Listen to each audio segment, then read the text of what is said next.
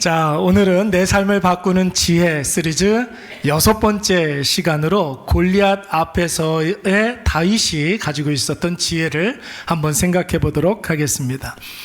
여러분, 어저께 주차장에서 있었던 일입니다. 여러분, 주일날 우리 교회 주차장은 이렇게 좀 텅텅 비어서 우리 교회 최고의 장점이 주차장이 넓다는 거예요. 말씀이 좋아야 할 터인데 주차장이 넓어가 그것도 장점이 될 수가 있겠죠.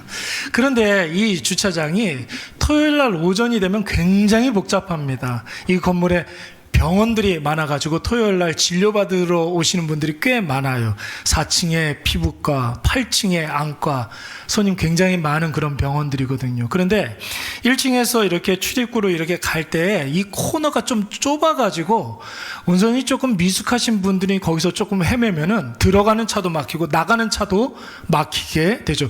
더군다나 이 지하 주차장에 좀 공기 흐름이 원활하지가 않아가지고 비만 오면은 들어가기만 하면 이제 습기가 이렇게 차가지고 운전 조금 미숙하신 분들은 앞이 안 보여가지고 당황하실 때가 있어요. 어저께가 그런 날이었습니다. 여성 운전자 한 분이 조금 이렇게 당황하셔가지고 그 코너에서 이러지도 못하고 저러지도 못하는 상황이 벌어졌습니다. 들어가는 차도 길게 쭉 늘어섰고 나가는 차도 저 뒤까지 쭉 밀리게 되었는데 한 10분 정도 그렇게 정체가 되었던 것 같아요.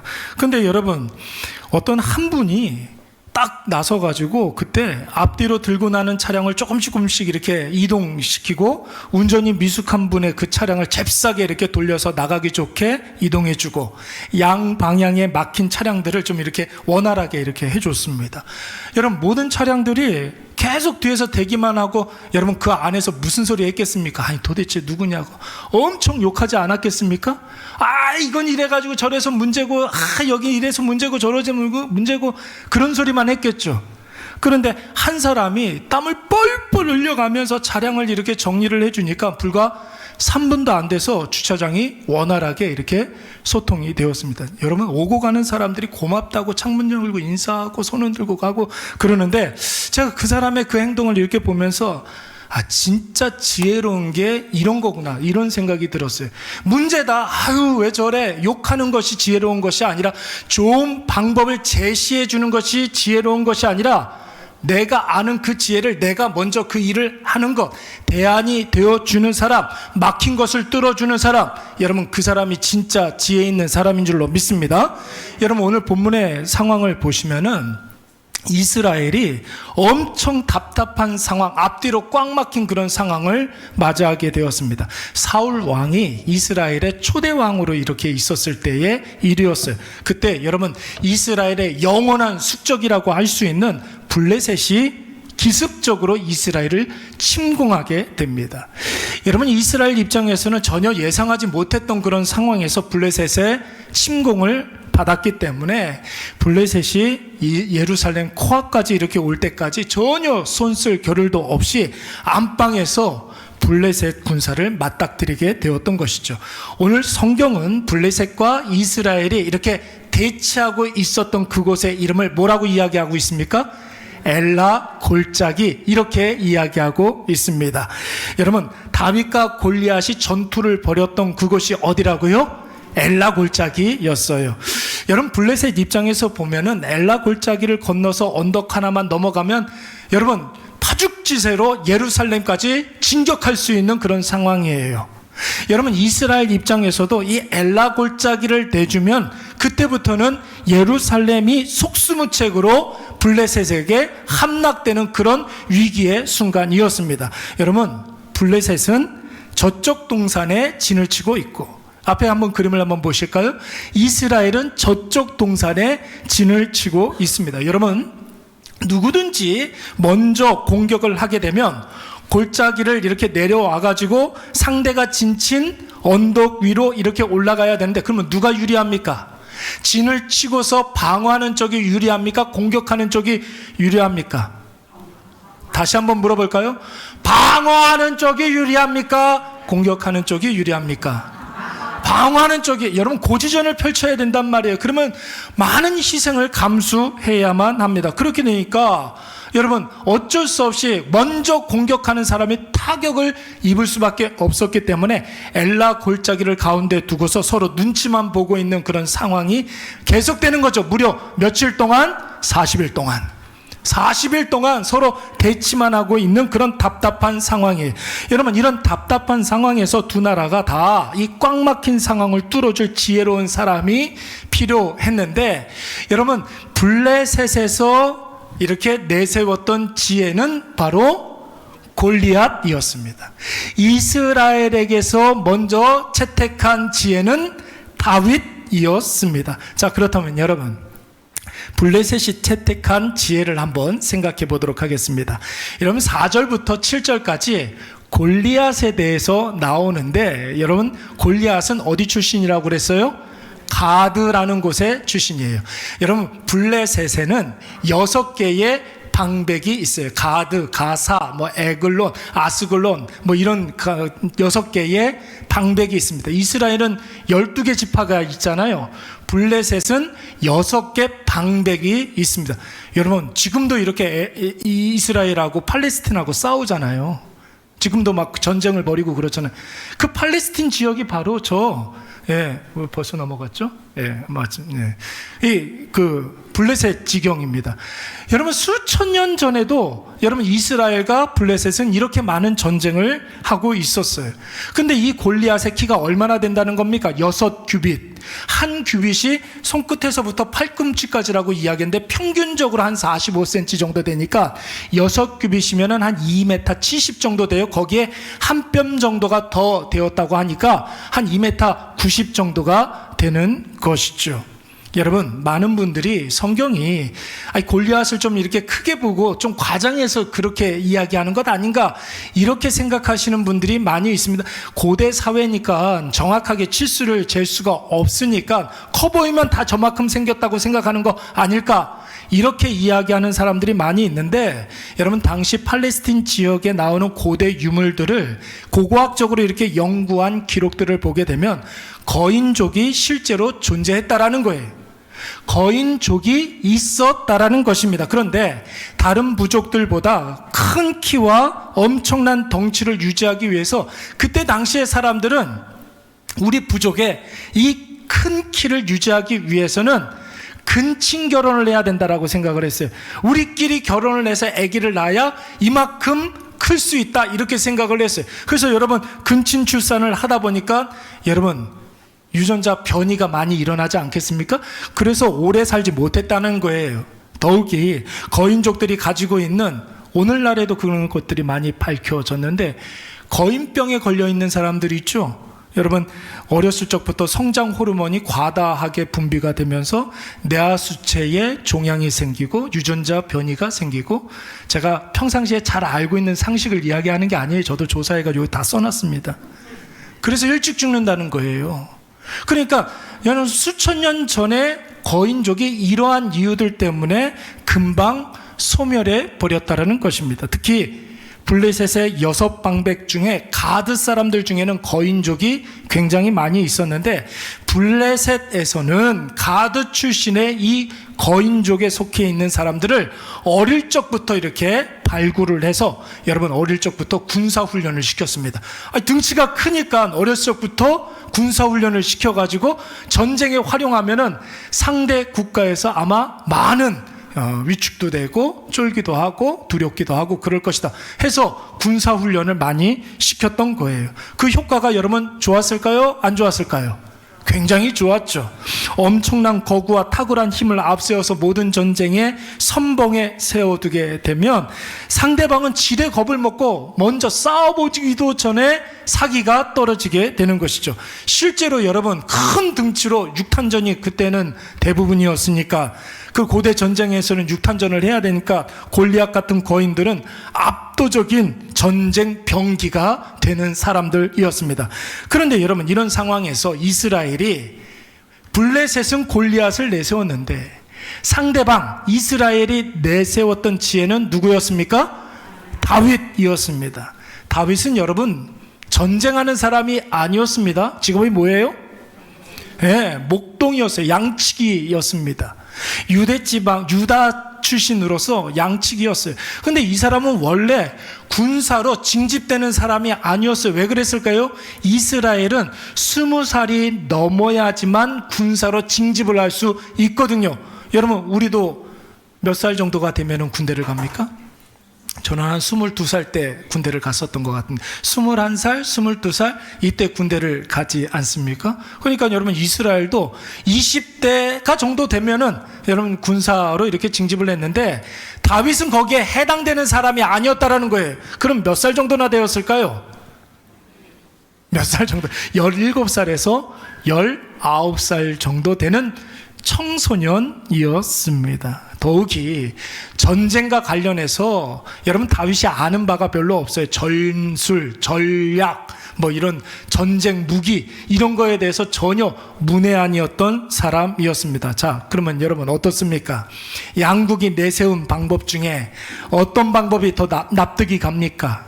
어떤 방법이 더 좋은 방법 같습니까? 블레셋이 내세웠던 3m 거인 골리앗, 그리고 이스라엘이 내세웠던 아무것도 전쟁에 대해서 문외한이었던 다윗. 여러분 어떤 편을 선택하시겠습니까? 여러분, 우리는 다 이 전쟁의 결과를 알기 때문에 선뜻 대답을 하지 못해요. 그럼 이렇게 한번 질문을 해볼까요? 자동차에 문제가 생겼습니다. 누구를 찾아가야 될까요? 자동차에 문제가 생기면 우리 임기루 집사님한테 찾아가면 되겠죠? 아니죠. 전문가가 아니에요. 누굴 찾아가야 돼요? 호수공원 앞에 있는 현대모터스 황 사장님한테 찾아가야 돼요. 제가 자주 가는 카센터거든요. 거기 찾아가야 되는 거예요. 여러분, 잘 나오던 조명이 너무 좋은데 갑자기 꺼져버리면 여러분 누구한테 찾아가야 됩니까? 이거 공사한 사람 전문가에게, 특히 여러분 전기 같은 경우에는 전기업자에게 의뢰를 해야 되는 거잖아요. 전기에 대해서 조금 안다고 해가지고 혼자 이렇게 만지다가 사고 나는 경우들이 얼마나 많이 있습니까? 잘 자던 아이가 갑자기 열이 오르고 경기를 하고 그러면 여러분 어떻게 해야 됩니까? 들쳐업고 교회로 달려와가지고 목사님한테 달려오면 안 됩니다. 여러분 어디로 가야 돼요? 네, 병원 가야 돼요. 고려병원 응급실로 가야 합니다. 여러분, 영원한 숙적 블레셋이 쳐들어와서 전쟁이 났습니다. 3m 거인 골리앗이 나와서 고래고래 소리를 지르면서 위협을 하는데, 여러분 그쯤 되면 이스라엘 편에서도 그동안 전쟁을 많이 해왔으니까 전쟁에 익숙한 장수들이 몇 명 있었을 것 아닙니까? 골리앗처럼 3m 되는 그런 사람은 없다 할지라도 그래도 전쟁에 익숙한 사람을 내보내야지, 전쟁에 대해서 아무것도 모르는, 그것도 여물지도 않은 청소년 어린 다윗을 내보내다니, 여러분 이것은 정말 말이 안 되는 일이죠. 아무리 여러분 제가 목사라 할지라도 이 민족의 명운이 달려있는 전쟁에 전쟁과 전혀 상관없는 목동이 선봉으로 나서는 것이 지혜다, 여러분 이렇게 이야기하면 누가 동의를 하겠어요? 제가 목사니까 겉으로는 이야기를 못해도 집에 가서 다 욕하지 않겠습니까? 근데 여러분, 이 사건을 우리가 그냥 보이는 것만 보지 말고 성경에 나와 있는 내용을 조목조목 깊이 묵상해 보면은 뭔가 다른 것이 보여요.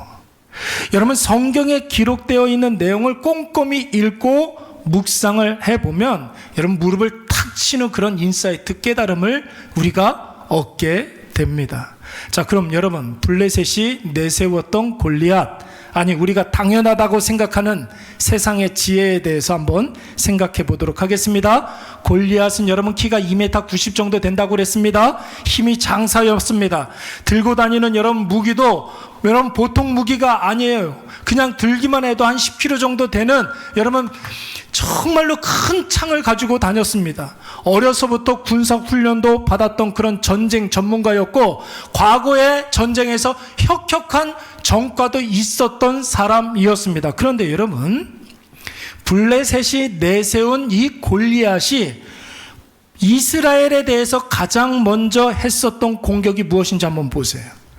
전쟁의 전문가였던 이 골리앗이 제일 먼저 이스라엘 백성들에게 했던 공격 뭐예요? 불리한 지형을 극복하는 전술적 묘수가 아니었어요? 이스라엘을 한 방에 굴복시킬 수 있는 전략을 가진 게 아니었습니다. 그냥 무섭게 생긴 사람 하나 내세워서 겁먹게 하고 고래고래 소리를 지르고 위협하고 조롱하는 일밖에 없는 거예요. 무섭게 생긴 사람 내세워서 온갖 악담을 퍼부으면서 겁을 주는 것이 여러분 이스라엘 블레셋이 하는 유일한 공격이었습니다. 여러분 8절부터 10절까지 말씀을 보시면은 골리앗이 한 말이 나오고 있는데 여러분 8절 말씀 보세요. 뭐라고 그럽니까? 나를 당할 자 있으면 나와보라는 거예요. 나하고 싸워서 이길 만한 사람 있으면 나와보라는 거예요. 나를 이기면 우리 모두가 우리 블레셋이 다 너희들의 종이 되겠다라는 것이죠. 그러면서 이스라엘에게 온갖 모욕적인 말을 쏟아붓고 이스라엘이 믿는 하나님까지 조롱하고 멸시하고 있습니다. 아마 여러분 효과는 있었겠죠? 무시무시하게 생긴 사람이 여러분 온갖 악담을 퍼붓고 그러니까 이스라엘 백성들이 아마 쫄았을 거예요. 이스라엘 백성들이 아마 위축되었을 것입니다. 그렇다고 여러분 블레셋이 이 전쟁에서 승리했습니까? 아니죠. 그렇다고 여러분 겁을 주고 위협을 한다고 해서 이스라엘이 졌어요? 그게 아닙니다. 그냥 겁만 준 거예요. 겁만 주는 거예요. 여러분 세상의 지혜라는 것은 다 이런 것입니다. 시각적인 것, 들리는 것, 청각적인 것, 말초적인 것, 직관적인 것, 자꾸 이런 방법을 쓰죠. 물론 잠시 잠깐 효과는 있어 보입니다. 그러나 직관적인 것으로는 문제를 해결할 수 없습니다. 세상이 채택하라고 하는 그런 지혜는 여러분 미봉책이에요. 보이는 것만 해결하는 것입니다. 근본적인 것을 해결할 수가 없습니다. 여러분 그래서 우리가 세상이 우리를 공격할 때 우리가 겁을 먹을 때 한번 가만히 생각을 해보세요. 보이는 것으로 들리는 것으로 우리에게 겁만 줍니다. 승리는 누가 하십니까? 하나님이 하시죠. 세상은 절대로 이길 수가 없어요. 그런데 성도로 하여금 자꾸만 이런저런 소리를 들리게 해서 겁을 주는 거예요. 자꾸만 무시무시한 것을 보여주면서 두려워하게 하는 거예요. 이게 여러분 세상의 방식입니다. 근데 여러분 이스라엘이 내세운 방법을 한번 보십시오. 누가 보더라도 다윗은 아닌 것 같습니다. 목동이고 어린 청소년이고 전쟁과 전혀 상관없는 사람입니다. 그런데 다윗은 다른 사람에게 없는 아주 특별한 것 세 가지가 있었습니다. 오늘 이것을 설교하려고 그러는 거예요. 다윗에게는 다른 사람들에게 없는 세 가지가 있었으니 첫 번째는 영적인 분별력이라는 것이죠. 문제의 본질을 꿰뚫어 볼 수 있는 사람이었습니다. 두 번째는 그에게 이미 이 전쟁에 대한 승리의 은혜가 있었던 사람, 이겨본 사람이라는 거예요. 그 사람에게 은혜가 있었습니다. 그리고 세 번째, 여러분 그는 용기 있게 쓰임받기를 원했던 사람이라는 것이죠. 이 세 가지 우리 간단하게 한번 생각해 보도록 하겠습니다. 첫 번째는 이 전쟁의 본질을 꿰뚫고 있었던 사람, 바로 다윗이었습니다. 다윗은 전쟁터에 이렇게 아버지 심부름으로 이렇게 왔었을 때 골리앗이 고래고래 소리 지르면서 이스라엘 백성들을 능욕하고 하나님을 조롱하는 것을 보게 됩니다. 그거 보면서 다윗이 딱 들었던 생각이 뭐냐면 이거는 사람의 전쟁이 아니다. 이거는 하나님의 전쟁이다. 이거는 블레셋과 이스라엘 간의 전쟁이 아니다. 이것은 하나님이 싸우시는 전쟁이다라는 사실을 확신했습니다. 그래서 여러분 다윗이 골리앗 보고 바짝 쫄아있는 이스라엘 군병들에게 그 군영을 막 다니면서 이 전쟁은 사람의 전쟁이 아닙니다. 하나님의 전쟁입니다. 하나님께서 하십니다. 걱정하지 마십시오. 이런 이야기들을 하고 돌아다녔다는 거예요. 쫄지 말라는 거예요. 하나님이 하신다고 여러분 이스라엘 군사들에게 용기를 북돋아주고 있었습니다. 그런데 여러분 다윗이 이러한 모습을 말리는 사람이 있었어요. 누구였을까요? 다윗이 이 전쟁터에 왜 왔습니까? 아버지 이새가 누구 잘 있나 보려고 심부름 시킨 거예요. 누구? 장남 엘리압과 장남과 그리고 둘째, 셋째가 이 전쟁에 참여하고 있었거든요. 근데 아들들이 전쟁터에 나가서 무소식이니까 우리 아들들 잘 있는지 형님들 잘 있는지 한번 보고 오라고 심부름을 시킨 거예요. 그래서 여러분 치즈 몇 덩이 이렇게 갖고 가가지고 그 상관한테 이걸 주고 우리 아들들 잘 있는지 한번 살펴보고 오라고 그렇게 온 거예요. 그런데 온 군영을 쫓아다니면서 이거 하나님이 하시는 일이라고 이야기하고 다니니까 이 엘리압이 그의 큰 형님이 여러분 이 다윗을 붙잡아다 놓고 막 고래고래 소리를 지르면서 욕을 하기 시작하는 이 교만한 놈 같으니라고. 어디서 여기가 어디라고 너 같은 조그만 놈이 와가지고 그런 소리를 하고 다니냐고. 이 와락한 놈 같으니라고. 이렇게 온갖 막 화를 내면서 막 뭐라고 그러는 거예요. 말이 됩니까? 여러분 성경에 나오는 이 이야기가 이해가 돼요? 저는 이해가 안 됐어요. 여러분 아들이 8이에요. 큰 형님과 막내 동생은 나이 차이가 굉장히 많이 납니다. 막내 동생이 아무리 잘못을 하고 그래도 큰 형님은 타이르고, 그리고 큰 형님 입장에서 보면 막내가 얼마나 귀엽습니까? 그렇죠? 막내 귀엽지 않습니까? 여러분들 중에도 막내로 자라신 분들 있잖아요. 지금도 귀엽잖아요. 막내로 자라신 분들. 막내. 그거 봐요. 얼마나 그렇습니까? 네, 그래요. 그런데 오늘 장남이 막내 동생 불러다 놓고 욕을 하고 있어요. 왜 그랬을까요? 이 장남 엘리압은 원래부터 다윗을 싫어했어요. 다윗에 대해서 큰 상처가 기분 나쁨이 있었던 사람이에요. 열등감이 있었던 사람이에요. 무슨 열등감이었을까요? 과거에 사무엘 목사님이 이 이새의 집에 와가지고 안수해주고 기름 부음을 주려고 온 적이 있었어요. 이 이새의 집에서 이스라엘의 왕이 난다고 이야기하면서, 그러면 여러분 당연히 엘리압이 장남인데 누구라고 생각할까요? 자기라고 생각할 거 아니에요. 그래서 엘리압을 불러다 놓고 여러분 안수를 하려고 그랬더니 하나님이 하지 말래요. 얘는 아니라는 거예요. 땡이라는 거예요. 탈락이라는 겁니다. 그리고 둘째도 아니고 셋째도 아니고 누구였습니까? 막내 다윗이었어요. 엘리압이 생각할 때 여러분 기분이 좋습니까? 안 좋습니까? 안 좋죠. 그때부터 다윗을 핍박하기 시작한 거예요. 집에도 못 오게 했어요. 밖에서 자라고. 그런데 그렇게 눈에 가시 같았던 막내 동생이 와가지고 그렇게 하고 옳은 말 하고 다니니까 기분이 나빴던 거예요. 그래서 이 교만한 놈 같으니라고. 어디서 그런 짓을 하고 있느냐고 막 뭐라고 했던 것이죠. 그랬더니 여러분 다윗이 뭐라고 이야기합니까? 29절 말씀해 보니까 다윗이 이르되 내가 무엇을 하였나이까? 어찌 이유가 없으리이까? 무슨 소리입니까? 형님, 내가 뭘 잘못했다고 이러십니까? 지금 전능하신 하나님이 저 할례 받지 못한 이방인에게 능욕을 당하고 조롱을 당하고 있는데 제가 지금 이런 이야기를 하는 게 옳습니까? 아니면 저렇게 겁먹고 꼬랑지 내리고 있는 게 정당합니까? 대놓고 큰 형님에게 이야기하고 있는 거예요. 다윗이 맞습니까? 틀립니까? 맞죠? 근데 여러분 이런 소식들이 사울 왕 귀에까지 들어가게 되는 것이에요. 그래서 여러분 다윗이 사울왕 앞에서 가서도 이런 이야기를 하는 거예요. 담대하게 딱 3마디 합니다. 여러분 왕이여, 첫 번째 봅니까? 첫 번째 말이 무엇이었느냐면 왕이여 걱정하지 마십시오. 이것은 하나님이 싸우시는 하나님의 전쟁입니다. 누가 나가도 이깁니다. 아무도 나가는 사람 없으면 내가 나가겠습니다. 담대하게 이야기하는 거예요. 두 번째 말은 무엇이냐면 고맥에서도 하나님께서 나를 지켜주셨고 사자떼에게서도 하나님께서 나를 지켜주셨는데 하나님이 나를 지켜주십니다. 이 싸움은 반드시 승리하는 싸움입니다. 그래서 여러분 사울이 다윗에게 자기의 갑옷을 입혀주지 않습니까? 여러분 어렸을 적에 그림으로 이 장면을 표현할 때 보면은 꼬마에게 어른 갑옷을 입혀가지고 이거 잘 맞지 않으니까 나 안 입을래요, 이런 것처럼 여러분 우리가 인식하기 쉽상인데, 여러분 이 다윗이 지금 몇 살이라는 거예요? 다윗이 지금 몇 살이라는 겁니까? 17에서 19살이에요. 저는 여러분 24살인데 죄송합니다. 태민이가 아마 19살인 것 같아요. 키가 얼마나 되죠?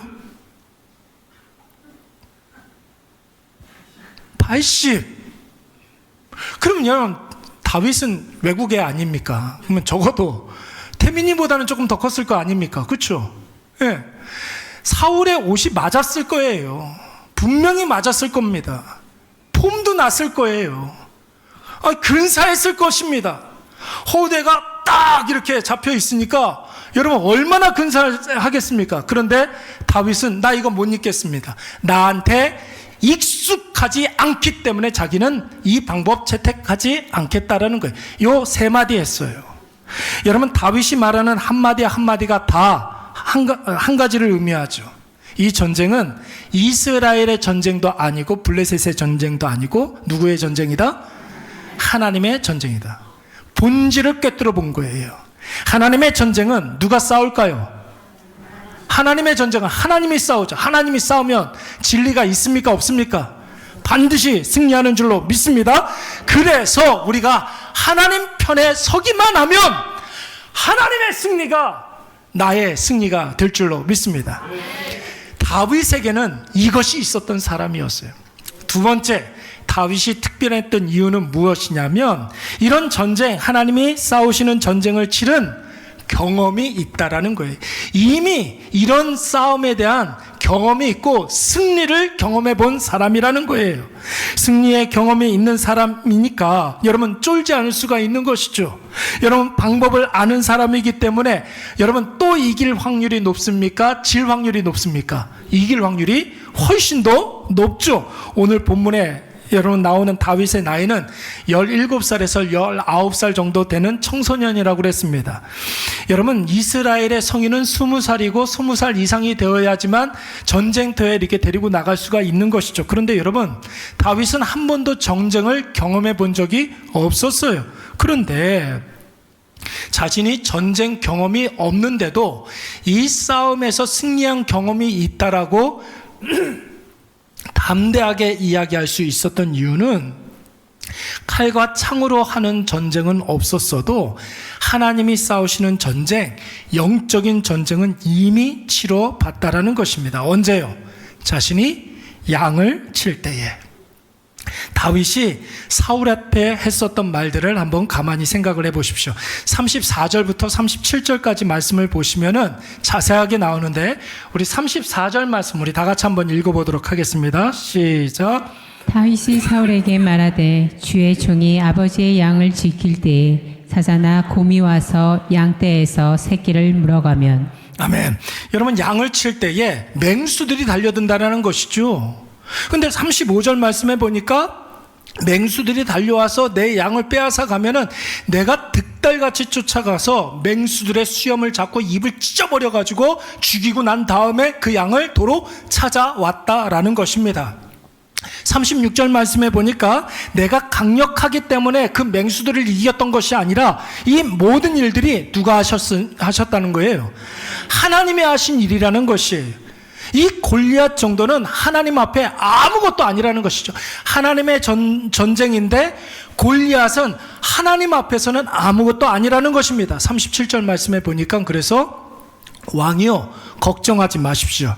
나는 하나님이 지켜주십니다. 하나님이 이미 승리하셨습니다.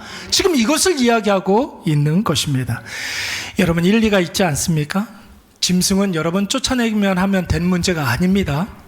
그때는 짐승을 쫓아낼 때에는 내가 혼자 있었을 때 그냥 겁줘서 쫓아보내면 되지만 지금 여러분 이 상황은 짐승들 입장에서 봤을 때 맹수들 입장에서 봤을 때 여러분 여기에 양이 수백 마리가 있단 말이에요.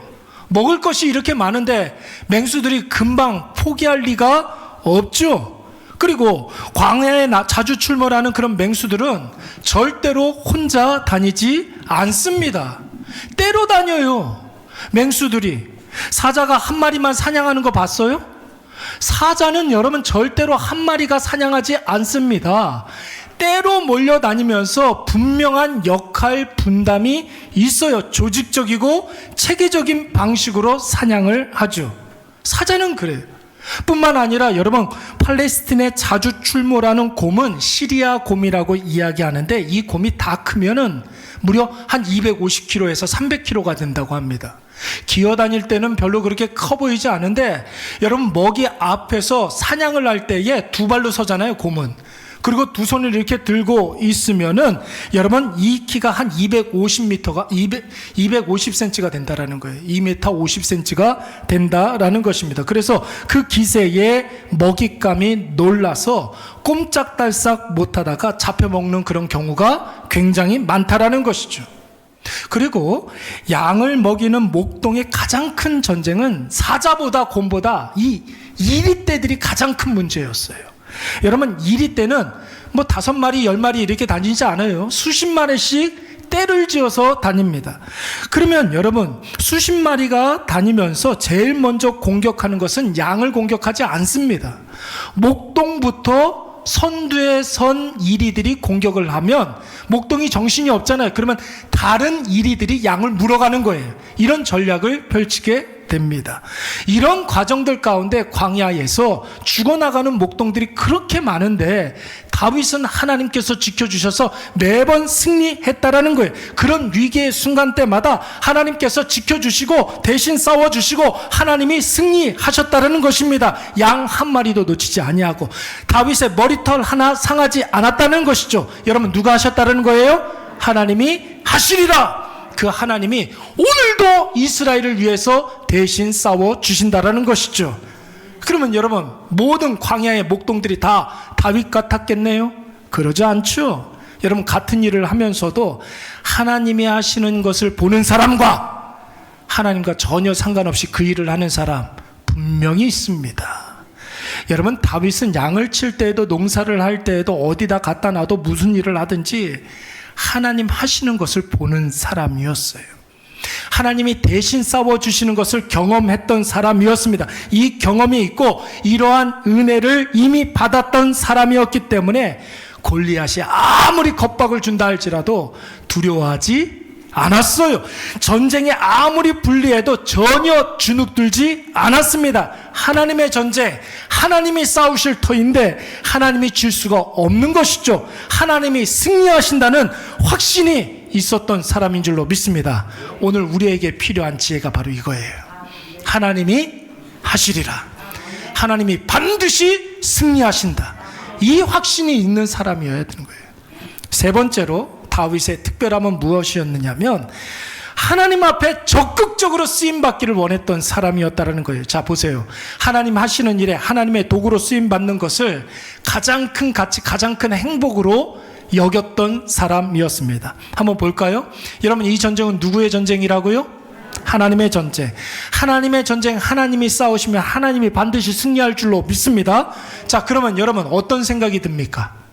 무슨 생각이 들어요? 하나님의 전쟁, 하나님이 싸우시고 하나님이 승리하셔. 그러면 여러분, 무슨 생각이 듭니까? 이 전쟁에 그러면 나도 쓰임받고 싶다, 이런 생각이 들지 않습니까? 아멘. 그런 생각이 들잖아요. 하나님의 일이라는 거니까 좀 선뜻 대답하기가 좀 그래요? 그러면 이렇게 한번 질문을 해볼게요. 확실한 투자처가 있다고 한번 생각을 해보세요. 이거 여러분, 여기에 100만 원 넣으면 다음 달에 400만 원, 여기에 1000만 원 넣으면 내년 되면 한 1억을 확실해요. 그러면 여러분, 사람들 어떻게 합니까? 막 돈 싸들고 벌떼처럼 몰려들잖아요. 그렇잖아요. 그러니까 막 청약 아파트 막 몇 대 몇이 되고 막 주식 좋다고 그러니까 막 거기다 막 그렇게 하고 막 금이 좋다고 코인 막. 에휴. 그러다가 여러분, 망하는 사람들이 얼마나 많이 있습니까? 그러나 여러분, 하나님보다 더 확실한 승리가 있습니까? 없어요, 여러분. 하나님보다 더 큰 승리가 어디 있습니까? 하나님이 하시는 일이라면 여러분, 조금도 주저하지 말고 거기다 숟가락을 얹으시기 바랍니다. 예, 조금만 숟가락 얹어도 그 승리가 내 승리가 된다고요. 하나님의 일이라고 하면 여러분, 확실해요. 거기에 내 이름이 있어야 돼. 거기에 내 이름이 있어야 된단 말이에요. 다른 사람 다 승리하고 하나님 찬양하고 하나님께 영광 돌려드리고 감사하고 기뻐하는데 저 구석에 앉아가지고 궁시렁궁시렁 거리기만 할 거예요. 하나님이 뭔가 하신다고 하면 거기에 내 이름 석자 있어야 될 줄로 믿습니다. 그래서 여러분, 하나님이 이건 내 싸움이다, 내가 승리할 것이다, 자, 누가 쓰임받을래? 누가 먼저 갈래? 이렇게 질문하실 때 두 손 번쩍 들고 주님, 내가 여기 있사오니 나를 보내시옵소서. 여러분, 담대하게 하나님 앞에 나아가시기 바랍니다. 그런 생각이 없다면 여러분, 그게 바로 다윗과 우리의 차이점이라는 거예요. 그래서 다윗은 여러분, 시간이 날 때마다 훈련하고 연습했던 것이죠. 여러분, 이리떼들이 수십 마리 이리떼들이 달려들면은 근접전이잖아요. 그러면 그때는 물맷돌로는 안 돼요. 막대기를 잘 활용할 수 있는 훈련을 해야 되겠죠. 여러분 시편 말씀해 보면 주의 막대기와 지팡이가 나를 안위하시나이다 이런 말 있잖아요. 목자는 두 개의 막대기를 들고 다녀요. 하나는 지팡이고 하나는 막대기예요. 하나는 지팡이는 무슨 용도라고 그랬습니까? 목자 바로 뒤에 따라오는 양이 그 지팡이를 보고 목자를 따라오는 거예요. 양은 눈이 굉장히 시력이 약하기 때문에 바로 앞에 있는 것만 본단 말이에요. 선두에 선 양이 목자의 지팡이를 보고 따라오면 그 양의 꼬리를 보고 그 뒤에 있는 양이 따라오게 되어 있습니다. 여러분 지팡이는 인도용이에요. 막대기는 뭘까요? 지키는 용도예요. 공격형이에요. 그러니까 여러분 시간이 날 때마다 이 막대기를 잘 활용할 수 있는 법을 연마해야 되겠죠. 그런데 여러분 자기보다 몸집이 큰 곰이나 사자들이 출몰하면 가까이 오기 전에 한 방에 때려 눕힐 수 있는 방법을 강구해야 돼. 그게 뭐예요? 물맷돌인 것이죠. 제가 전에 한번 유튜브 상에서 이 물맷돌 이렇게 하는 사람들을 봤어요. 광야에서 물맷돌 이거 연습하는 사람들 봤는데, 야, 기가 막힌 거예요. 어떻게 그렇게 정확하게 수십 년 동안 연마한 사람들은 여러분 이 물맷돌만큼 더 정확한 그런 공격형 무기가 없다라는 것이죠. 하나님 하시는 일에 쓰임받기 위해서 다윗이 평상시에 준비했었던 것입니다. 하나님에 대한 감각을 잃지 말아야 되겠죠. 그러니까 여러분 시간이 날 때마다 뭐 했어요? 시를 짓고 하나님과 나와의 관계를 생각하면서 하나님을 향한 내 사랑을 하나님 앞에 시로 이렇게 찬양하고 고백하고 이런 것들을 하는 거예요. 경건의 훈련을 하는 거예요. 하나님에 대한 감각을 잃지 않기 위해서 하나님께 찬양하고 기도하고 말씀을 깊이 묵상. 여러분 그래서 결정적인 순간에 다윗은 구경꾼으로 끝나지 아니하고 이기는 방법으로 하나님의 승리의 도구로 쓰임받기를 원했던 것이죠. 야구 좋아하십니까 여러분? 여러분 야구, 내가 응원하는 야구 팀이 한국 시리즈 나가서 우승을 했습니다. 기분이 좋아요, 안 좋아요? 기분이 좋죠. 얼마나 갑니까? 그 기분 좋음이 얼마나 가요? 1년 내내 갑니까? 아니에요 여러분. 그날만 좋아요. 그런데 여러분 관중은 그 기분 좋음이 며칠 가지 않지만 그 필드에서 직접 뛰었던 플레이어, 선수는 여러분 그 기쁨이 그의 캐리어가 된단 말이에요. 다음 시즌까지 연장이 되면서 연봉에 영향을 미치게 되는 거예요.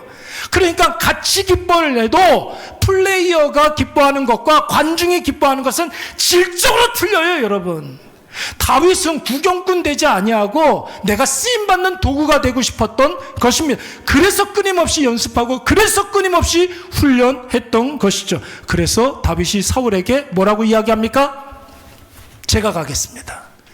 제가 가겠습니다. 손들고 나아갔던 것입니다. 우리 32절 다 같이 한번 읽어보도록 하겠습니다. 시작. 다윗이 사울에게 말하되 그로 말미암아 사람이 낙담하지 말 것이라 주의 종이 가서 저 블레셋 사람과 싸우리이다 하니. 다윗이 사울에게 뭐라고 이야기합니까? 내가 갈 테니까 당신은 걱정하시지 말라는 거예요. 이 역할이 좀 바뀐 것 같아요. 이 대사 원래 누가 누구한테 해야 되는 말입니까? 왕이 목동한테 해야 될 말 아니에요? 우리 군사가 충분히 준비되어 있으니까 목동은 걱정하지 말아라 이래야 되는데 지금 목동이 왕에게 낙담하지 마소서 내가 가겠나이다 그렇게 이야기하고 있는 것입니다. 여러분 이때 다윗은 누가 가도 승리하는 싸움이라는 거예요. 내가 아니더라도 누가 가도 승리하는 싸움인데 아무도 가겠다는 사람 없으니 내가 가겠습니다. 할렐루야. 여러분 거기에서 여러분 능력이 나타나는 줄로 믿습니다. 사랑하는 여러분, 다윗의 지혜 우리 한번 정리를 한번 해볼까요? 첫 번째, 여러분 이 전쟁이 하나님이 싸우시는 하나님의 전쟁임을 알았던 것이죠.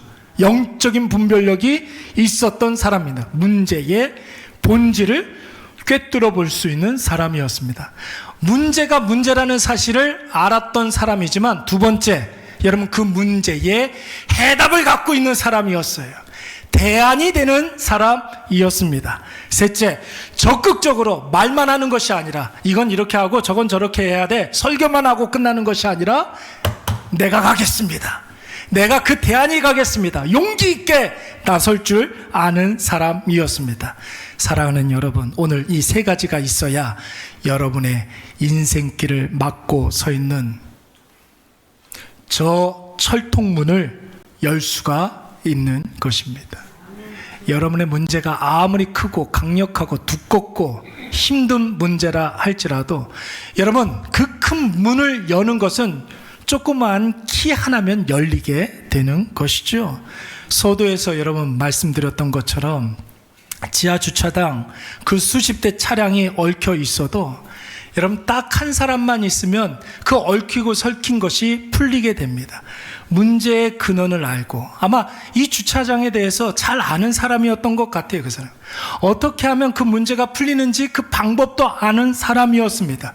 그리고 내가 나서야 되겠다라고 생각하는 사람이었을 거예요. 제가 이렇게 생각해 볼 때는 이 건물에서 좀 종사하시는 분이었던 것 같아요. 굉장히 헌신적이고 왠지 이렇게 교회를 운영하시는 분 같고 그런 사람이었던 것 같지 않아요? 저였습니다. 오늘 여러분 이것을 꼭 기억하셔서, 골리앗? 그거 아무것도 아니에요. 등치만 컸지 그 허당이에요. 허당. 겁만 줄 줄 알지 뭘 할 줄 압니까? 돌멩이 하나 맞고 죽었어요. 그냥 죽은 게 아니에요. 목 잘려 죽었어요. 여러분이 지금 걱정하고 있는 그 골리앗, 아이고 아무것도 아니에요. 여러분, 이 전쟁이 내가 싸우려고 하니까 문제가 되는 거지, 여러분 하나님의 전쟁입니다. 우리 이미 하나님이 하신 것을, 그 은혜를 다 받아 누리는 사람 아닙니까? 거기에 쓰임만 받으면 되는 것입니다. 여러분 이것을 꼭 기억하셔서 세상 앞에서 쫄지 마시고 영의 눈을 크게 뜨시고 나에게 임한 그 은혜를 확신하시고, 주여 내가 여기 있사오니 나를 보내주시옵소서, 두 손 들고 하나님께 담대히 나아가시는 저와 여러분이 되시기를 간절히 축원합니다.